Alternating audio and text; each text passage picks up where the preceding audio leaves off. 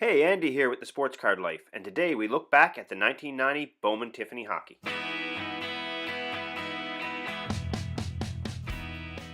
For many years, up until and including 1989, there were two main players in the hockey card market, O-Pee-Chee and Topps.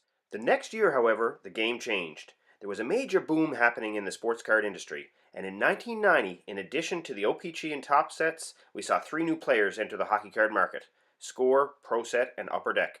Along with these new companies manufacturing hockey cards, we also saw O-Pee-Chee release its 132 card high-end set O-Pee-Chee Premier, and Topps, having resurrected the Bowman brand the year before with baseball, released a 264 card hockey set. These companies saw the demand in the market and created a supply to match that demand and then some. How much product was produced? I can't fathom to guess, but there's probably still more 1990 Score hockey unopened boxes than what's manufactured in 2019 with all the brands combined. And the majority of the 1990 hockey cards produced don't hold a ton of value unless they are graded gem mint rookie cards. However, amongst the massive overproduction of sports cards during those years, there were a few diamonds in the rough, so to speak. The 1990 Bowman Tiffany set is one of those issues that was truly limited, at least by 1990 standards.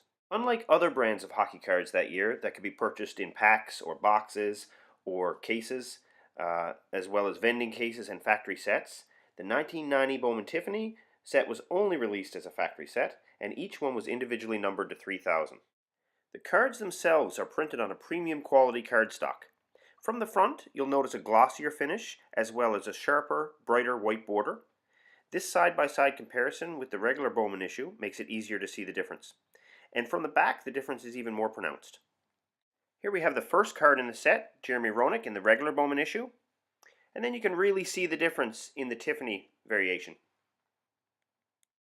And here we have a side-by-side comparison of the two different card variations, Hall of Famer legend Mark Messier. The set contains 264 cards, including two checklists, and of those 264 cards, there are currently 42 Hall of Famers. Because a large number of these cards produced are still contained in factory sets, it makes finding gem mint examples of these cards hard to come by. The set has 70 rookie cards in total, notables being Jeremy Roenick, Alexander Mogilny, Mark Recchi, Mike Modano, Ed Belfour, and Mike Richter.